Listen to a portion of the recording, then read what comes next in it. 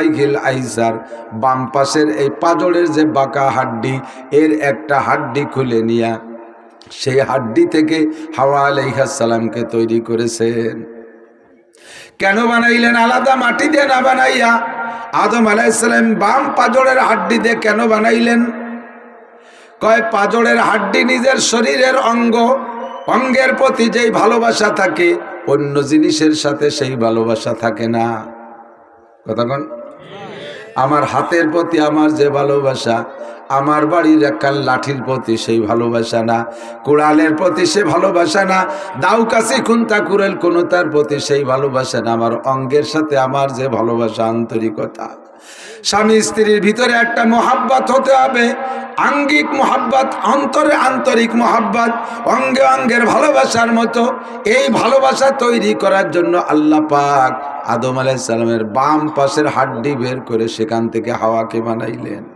গুনিয়ে দেখছেন নাকি? এই পাশে যাকে স্বাস্থ্য বলো তারা হাতে পাবেন না, আমার মতো শূন্য মানুষ। এই যে আমি তো গুনিয়ে দিতে ওর এই পাশে ছটা কহা না, এই পাশে কখান ছটা, প্রত্যেকের বাম পাশে ছটা, একখান কম। ওই কম ছটা খান বের করে যার যার স্ত্রীকে বানাইছে। কের কের কপাল ভালো, ওই 100টাতে বউ 8টা 10টা হয়ে গেছে, যারা মেলা বিয়ে করে।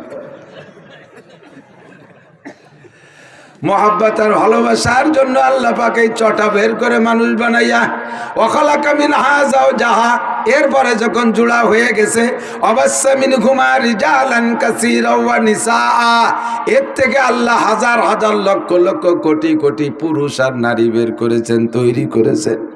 কিন্তু ডারউইনের আবিষ্কার হলো তারা নাকি বান্দরের থেকে সৃষ্টি হয়েছে।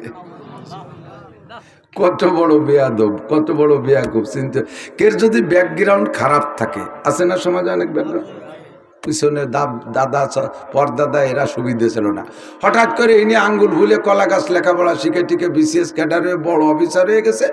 এখন এই অফিসাররা যদি জিজ্ঞেস করেন আপনাদের পূর্বপুরুষ কেমন ছিল, আমাদের 3 পুরুষ আগে জমিদার ছিল, অথচ এই খাতে পেঁয়াজের খাতে পেঁয়াজ লেখা বেড়াইছে, পরের বইতে কামলা দিয়ে বেড়াইছে, তা কবেই না।